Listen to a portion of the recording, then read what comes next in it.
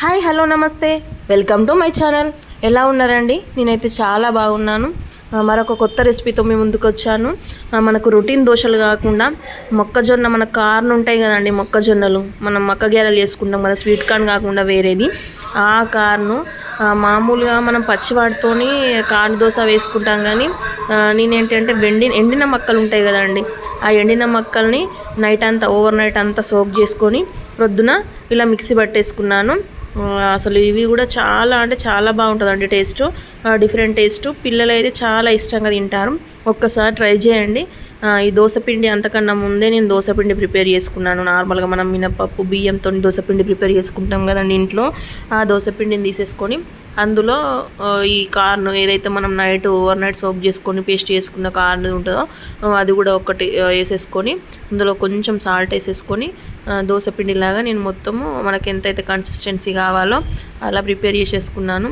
అలా చేసుకున్న తర్వాత మంచిగా ప్యాన్ని పెట్టేసుకొని అది హీట్ అయిన తర్వాత దానిపైన వితౌట్ ఆయిల్ అండి, ఆయిల్ మాత్రం నేను ఫస్ట్ యూజ్ చేయట్లేదు ప్యాన్ పైన, తర్వాత కాల్చుకోవడానికి కొంచెం వేస్తున్నాను తప్ప స్టార్టింగ్లో మాత్రం ఎట్లాంటి ఆయిల్ కానీ ఏది కానీ యూజ్ చేయట్లేదు నేను. అట్లా ప్యాన్ని తీసేసుకొని మనం మంచిగా హీట్ అయిన తర్వాత ఏదైతే మన ఈ బ్యాటర్ ఉంటుందో దోశ బ్యాటర్ కార్న్ మిక్స్ దాన్ని వేసేసుకొని మంచిగా దోశలా చేసేసుకోవాలి. ఈ రెసిపీ మీ పిల్లలకి ఒక్కసారి ట్రై చేయండి. అసలు వాళ్ళు నార్మల్ దోశ తింటానని ఎప్పుడు అనరు, ఇదే మళ్ళీ మళ్ళీ కావాలని అడుగుతారు. అంత టేస్టీగా ఉంటుంది, హెల్తీగా ఉంటుంది. కంకులు మనం అసలు ఈ చింతగింజలు కానివ్వండి, మక్కలు కానివ్వండి, ఇవన్నీ పాతకాలం నాటి పెద్ద పట్టించుకోము, లైట్ తీసుకుంటాం. కానీ అసలు వాటిలలో ఉండే పోషకాలు కానీ ఉపయోగాలు కానీ చాలా అంటే చాలా ఉంటాయండి. ఇంకా ముందు ముందు కొన్ని రోజులు గడిచిన తర్వాత మళ్ళీ మనం పాత పద్ధతులనే ఉపయోగిస్తాము. వాటి పేర్లు కానీ వాటి రూపం కానీ మారచ్చు, కానీ ప్రతి ప్రోడక్ట్ అదేనండి. కాకపోతే దాన్ని మార్చి మనం తీపి మళ్ళీ దాన్నే వాడతాము. అందుకే ఎప్పటికైనా ఓల్డ్ ఈజ్ గోల్డ్ అండి. నా దృష్టిలో మాత్రం పాతవి చాదేస్తాం అనుకోవచ్చు, ఏమైనా అనుకోవచ్చు, కానీ నాకు అవే ఇష్టం అనిపిస్తుంది. అంటే ఎవరి ఇష్టాలు వాళ్ళు, ఇదే ఫాలో కావాలని నేను చెప్పట్లేదు. నాకు ఇష్టం కాబట్టి నా వాటిలలో ఎక్కువ నేను వాటినే ప్రిఫర్ చేస్తాను. మళ్ళీ పిల్లలకి కూడా హెల్దీ కాబట్టి నేను ఎక్కువ ఇట్లాంటి వాటినే టిఫిన్స్ చేయడానికి కానీ ఏదైనా కానీ ఉపయోగిస్తాను.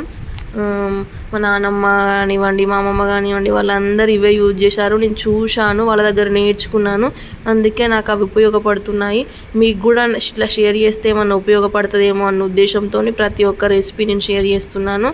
తెలిసిన వాళ్ళకు ఆల్రెడీ ఉన్న వాళ్ళు అవసరం లేదండి. కొత్తగా ఎవరైతే నేర్చుకుంటారో వాళ్ళకైతే నా రెసిపీస్ చాలా బాగా ఉపయోగపడతాయని నేను అనుకుంటున్నాను.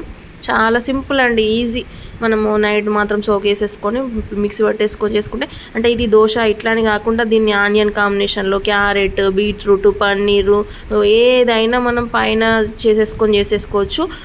మన టేస్ట్ని బట్టి దాన్ని బట్టి. మా పిల్లలు మాత్రం ప్లెయిన్గానే ఇష్టపడతారు కాబట్టి నేను ప్లెయిన్గానే వేసేసుకుంటున్నాను. చాలా అంటే చాలా బాగా వచ్చిందండి. ఓకే ఫ్రెండ్స్, మీకు కనుక ఈ రెసిపీ నచ్చినట్టయితే లైక్ చేయండి, షేర్ చేయండి, సబ్స్క్రైబ్ చేసుకోండి, కామెంట్ చేయడం మాత్రం మర్చిపోద్దు. Thank you.